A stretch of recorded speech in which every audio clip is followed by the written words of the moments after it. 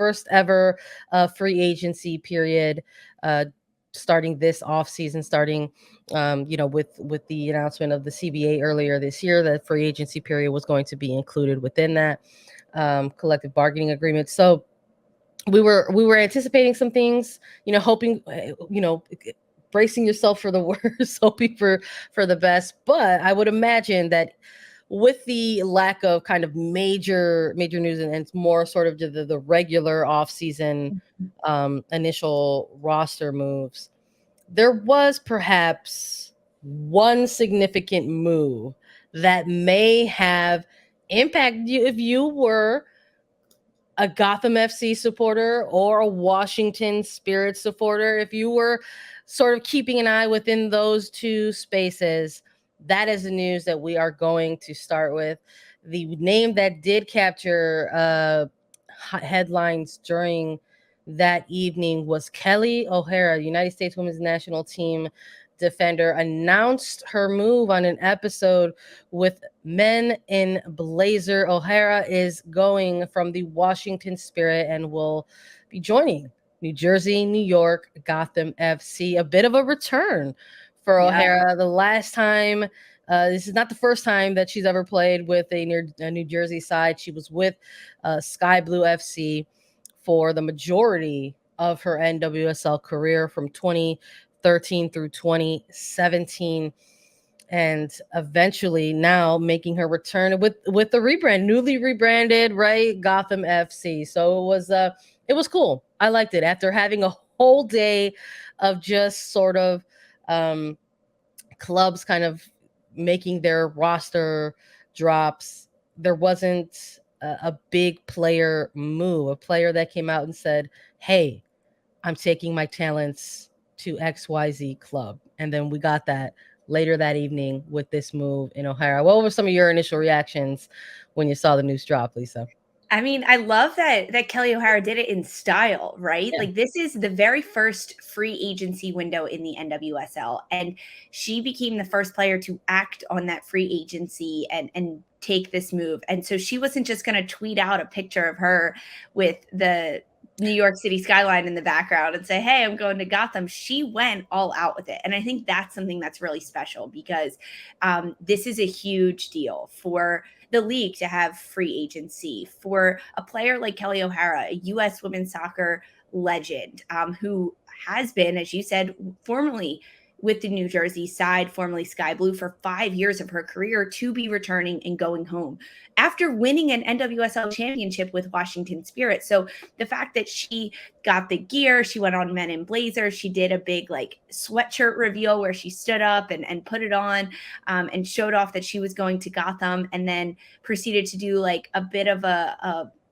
photo shoot. We got some stuff with Attacking Third, with Gotham, just going all out in this trade. So like, that side of it I loved, because that's how it should be celebrated, and that's how it should be so over the top. And then the fact that she's the only player to announce any trades on the day, it like really centers around her. If there was like 3 or 4 players also making moves, maybe it wouldn't be as like, this is the craziest thing ever, but it was, because she was the only player. She did make it such a big deal. But I think looking at like the details of this trade is a little bit interesting. It's a multi-year deal for O'Hara with Gotham FC.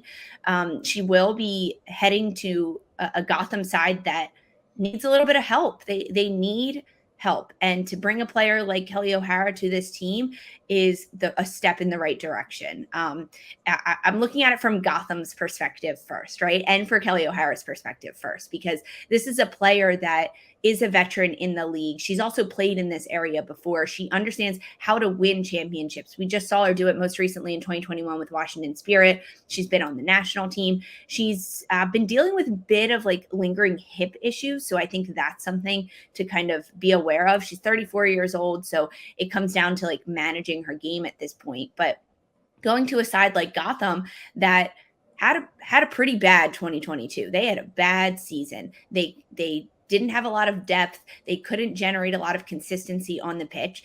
And they also got some huge investors, right? You look at Manning, Bird coming into the ownership group. So now they've gotten a little bit more credibility in their front office, right? A little bit of bulk in the money sense. So they can bring on a big name player like Kelley O'Hara. And as a defender, moving to Gotham, remember that Gotham traded away Caprice Didasco, their Iron Woman from 2021, their player that was so consistent on the back line for them, traded Didasco to Houston. So that opened up a really big gap in the right back position for Gotham. Who better to fill it than Kelley O'Hara? I think it's a great move for Gotham, a great move for O'Hara to go and play. Also, Ali Krieger is along the back line. You look at the history between those two players on the national team and all their time that they've spent together. I think that partnership is one that will not only be really good for the back line of Gotham, for those players individually, but also to help those around them. Gotham just re-signed Mandy Freeman. There's like a big bulk of defenders there now getting Kelley O'Hara into this mix.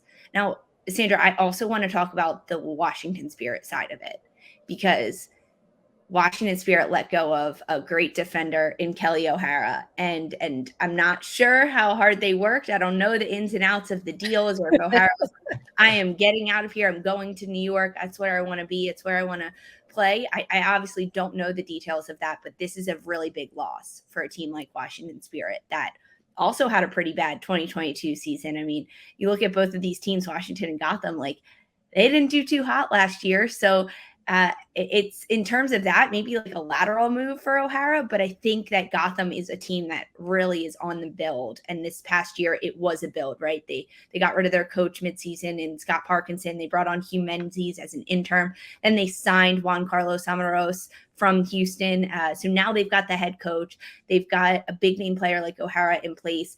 It's on the up and up for Gotham in my mindset. Yeah, I think when you're sort of comparing them side by side in that aspect, it poses a win for Gotham automatically. I'm with you in terms of trying to fill some gaps on the pitch for Gotham FC. Losing Didasco, who at that point, was the reigning defender of the year coming off that 2021 season, and trading her to the Dash, it sort of left a little bit of a question mark, like what's going to happen, in this position here. I also think it's an important point that you made about O'Hara's history of injuries. Unfortunately, it's something that has followed her kind of in this, the latter stages of her career. She's been sidelined in the past with some ankle issues, and currently the hip issue that you're bringing up. So there's also, I think, maybe a little bit of a question mark there in terms of like how they are going to navigate this next phase of O'Hara's career. Because look, I'll note it, the internet is forever. In a now deleted tweet, in the announcement by Gotham for Kelley O'Hara, it stated that it was a multi-year deal. That tweet no longer is on their timeline. It's just as welcome to O'Hara for Gotham. But yeah, I do wonder what that looks like for O'Hara, in the future. Is this a 1 year / 1 year option? Is this a 2 year and then an option? Is this a full 3 year kind of deal with an option?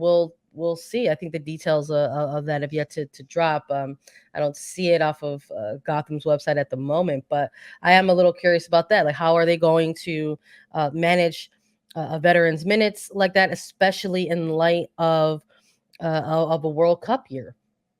We've been talking constantly about how the buildup to this World Cup is down to months, mere months. We're talking 8 months up until this World Cup. O'Hara, one of these players who has been mentioned by Andonovski in various press conference whenever he is asked about that injury bug that currently is plaguing the United States women's national team, that this is one of those players absolutely within the back burner of the coaching staff's mind in terms of getting them to a place where they are able to compete at a national team level. So I think it's going to be an interesting balance. I think what this move does for Gotham is Yeah. it actually is going to provide them a lot more in the locker room and off the pitch versus your week to week, possible multi-match week type of season for the team moving forward. Now, do I believe that Kelley O'Hara is going to play for Gotham in 2023? Yeah, I do. I think if you're a pro athlete who's, in view of a World Cup and trying to prepare for that, you absolutely want to get regular minutes, consistent minutes. Try to make sure that you're match fit for the biggest tournament in the world. Yeah, so I do anticipate, if healthy and in the right place, O'Hara does see time with Gotham, but I don't know what that's gonna look like after a And World Cup. You know? yeah, I mean, you said it. Bringing that leadership into the locker room is also huge because that's something that I think lacked last year with this Oh Gotham yeah, side. You also look at the end of last year, right? Late August in the season, Gotham signed 20-year-old, the young Brazilian Bruniha, I believe is the name of her. She's also a right back. Now, she never got to come over and like do too much with Gotham, really get established with this Gotham side yet.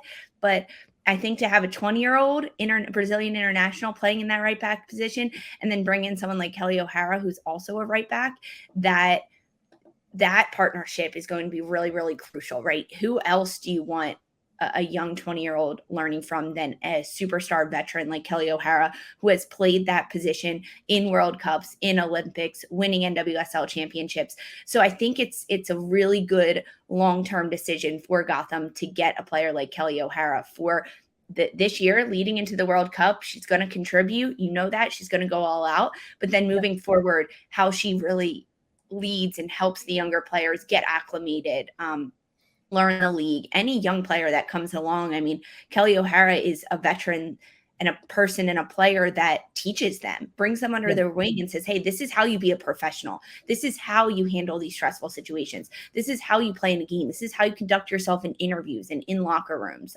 She's one of those players that'll do that on and off the pitch. This is a huge get for Gotham. I think it's a great move for Kelley O'Hara. It's a rough let go for Washington Spirit for sure.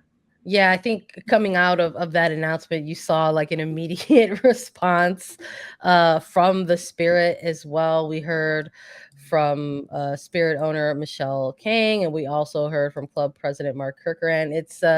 It just very quick, you know, wishing Kelley O'Hara well. It was just very quick statements that hit the media's inboxes, sort of adjacent to that late night announcement by O'Hara that she was going to make the move from the Spirit to Gotham FC. So yeah, not a ton within it, just saying, hey, thank you for the time, just praising O'Hara in terms of being, Kang specifically touching on the notes that we're talking about, that she's a player who is not only like loved by fans, but had a huge impact for the Spirit and the DC community. So I'm with you. I think we all sort of saw what a player like O'Hara can bring to a locker room when the Spirit went on their incredible run in Yeah. 2021 all the way to the championship final.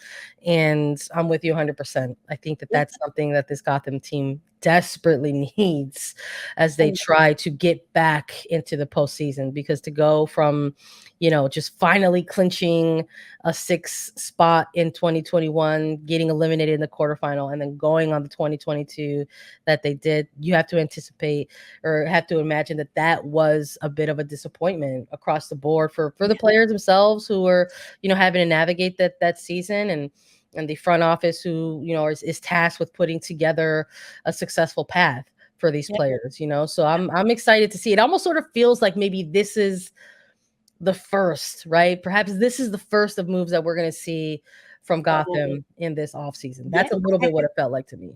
It's the step in the right direction. It is the first step of hopefully many to come for this Gotham side. Honestly, I'm going to take it as the second step, because first step was signing Juan Carlos Amaros as the head coach. It's a couple years, right? I think he's 3 years there. He got a 3-year deal with Gotham. I think that in New Jersey, New York, Gotham saw what he did with Houston Dash. He turned that team around mid-season after they had gone through 2 previous coaches that year, and took the Houston club to their very first NWSL playoffs.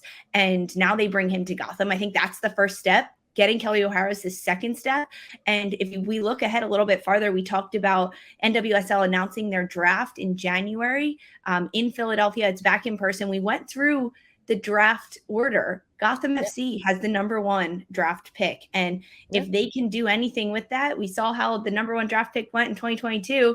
Naomi Girma ends up becoming the huge superstar, taking her team expansion side San Diego into the playoffs, winning awards at the end of it. So I think that this is a step in the right direction for Gotham. They're on the path to turning this team around from being losers in 2022 to hopefully being on the other side of that 500 and being winners the next season.